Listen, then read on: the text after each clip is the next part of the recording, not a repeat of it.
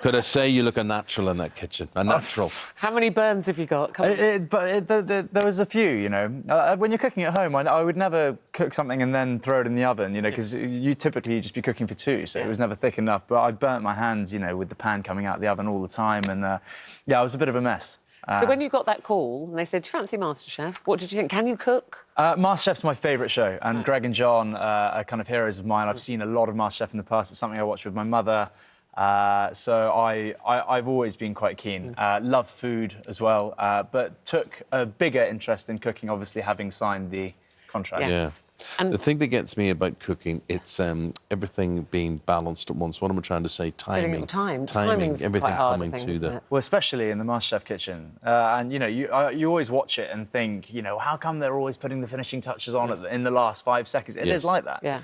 Because you give yourself, obviously, mountains to climb if you're looking to impress, which obviously everyone is. Yeah. And, yeah, no, you really are up against the clock, obviously. So. And how would you describe yourself as a cook, like when you cook at home? Who taught you to cook? What kind of stuff do you like cooking? Much better now. My mum's a great cook. Vogue's a good cook. But obviously, yeah, we used to eat as a family quite a lot, so I used to always pay attention to mum and... sorry, mum. Yeah. Hello, Mum. Yeah, hi, Mum. I think she is watching, actually. Oh, good. Yeah, so you know, I learnt a lot from her. So you're probably soaking it up without even realising. Yeah, I grew up in a hotel as well in the Caribbean, so kind of... I know, terrible time you must have had. I had the worst childhood, obviously. No, but it was interesting because as a kid, I'd pay attention to the chef in there as well, and you know, worked a lot in hotels growing up. So I've always had a keen eye for food. Yeah. I know you can't tell us how you did because it would spoil everything. We don't want to do that. But did you have any disasters? Because I literally am holding my breath sometimes for people, and it's the tension's building. That's why it's such an amazing show. Tension's building, and then they're doing something, and then they drop it, or the top flies off the blender, or they burn something. There was the odd disaster, yeah. I mean, obviously things don't always go according to plan, but I tried my hardest to practice in my spare time and take a real interest in it. Obviously, anything with a trophy or a medal at the end is of interest. Competitive streak in you comes out. To competitive people. Your interest will be fully taken in the next couple of weeks. Everything goes well, hopefully, for Vogue. It's all going to be good. This will be the most beautiful child ever. Isn't you it as gonna daddy be? and her as mummy. Let's hope so. That would be wonderful. Yeah.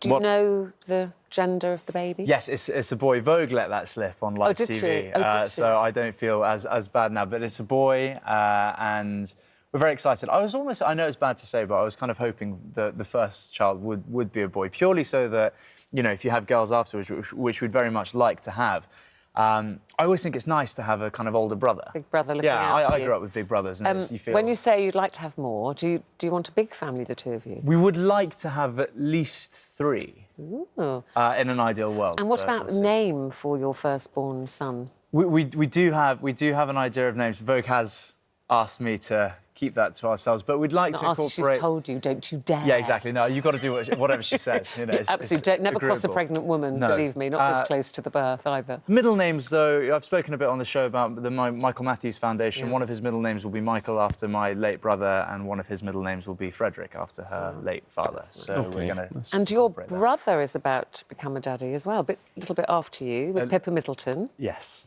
So do they know if they're having a boy or a girl? They don't. They're extremely private, and honestly, we know nothing. So, but they'll be cousins and very similar age and... Very similar age, and I think it'll be great for the kids to kind of grow up together as such. So, yeah, we're all looking for... We feel very blessed, and we're very... What kind of daddy would you like to be? I'd like to be as involved in you know, with the child as possible. Obviously, I'm quite sporty myself. You know, it didn't take much to figure out that when I'm 45, he'll be 15. No age, 45. Yeah, so I'm looking forward to you know, doing a lot of active stuff with him. Doesn't get any more active than potty training, which will come your way. That's our phone in today. Yeah, we've got potty training tips. You'll need those. Potty training tips. Can I just say, I was watching backstage. I thought you were fantastic on Strictly. Thank you very much, Spencer. Unlike some people. What year were you watching it? What week was she fantastic? I must have missed the week that where one. you got your 6s. Thank you very very There much, you which go. was my tango week. The Thank you tango very much. week. Such a Well, listen, charmer. I look forward very much to watching you on Masterchef. I think you're one to watch there. I think you're being a bit modest. And listen, so much luck in the world for the birth of your firstborn, you and Vogue. Thank Really you so happy much. for you. Thank Lots you. of love, Vogue, if you're watching. Very good. And yeah. And darling, it's not that I didn't think. I just worried about you on that programme. Did you? Every week, watching you go out there and making a fool of yourself every week. I did. It was, but I was concerned. I was concerned. I did make a fool of was. myself quite often, but, you know, that's all part of it, isn't it? Well, I didn't think that then. I just hurt for you. I was very protective of you. I was just worried you might get up and shout at one of the judges, because I know what you're like. Yes, Yeah, well, exactly. they've been mean. Yes, but you had a lot on. I mean, it's a good programme if you're unemployed. To take part in Strictly is great, but if you've got a job to do, I had a lot wouldn't. on. That's no, my excuse. great. They had too much on.